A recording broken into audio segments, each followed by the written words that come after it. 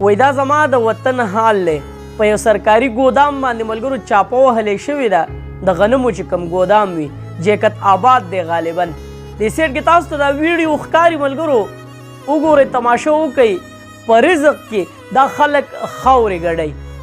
کله چې ملګرو د دغه ګودام تالاشي اخیستې شوې ده، د دې تاله ماته شوې ده، نو چې کله ورته دغه د حکومت چې کوم افسران دي هغه ورننوتي دي، نو چې کتلی دي نو دې غنمو له باقاعده د بهر نه وي یا په ټرالۍ یا په ګاډۍ په هر څه کې دې له باقاعده خاوره راوړلی کېږي او سیټ کې ورته ږدي او بیا په دې غنمو کې میلاوهي، او دا سرکاري ګودام دی.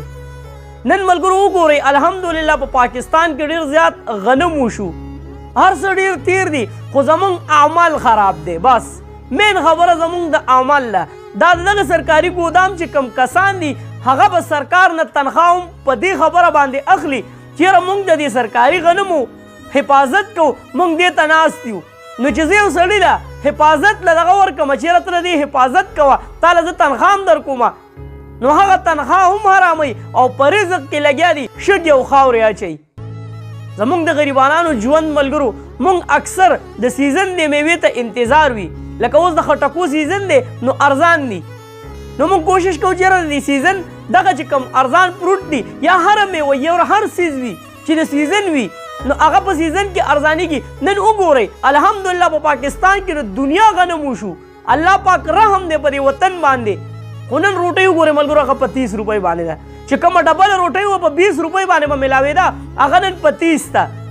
پکار دی چې اوس سیزن دی د غنمو، ډېر تیر غنم وشو، پکار دی چې دا غنم ارزان شي او وړم ارزان شي او د غریبانانو خلکو ته ریلیف میلاو شي. نو چې دلته یو کس په رزق کې لګیا دی هغه پکې خاورې اچوي، نو په موږ باندې به الله پاک څه رحم وکړي، په موږ باندې به الله جل شانه څه د رحمت باران وکړي، او د دې خلکو د اعمالو د لاسه موږ هم الله پاک په دغه خپل عذاب کې رانیولي، د دې خلکو د عملونو د لاسه موږ کړیږو. دا د غنمو ګودام د دې سیټ کې وګورئ په کومه طریقه چې دا خاوره رالویږي، غنم پکې لږ رالویږي او خاوره پکې ډېره رالویږي.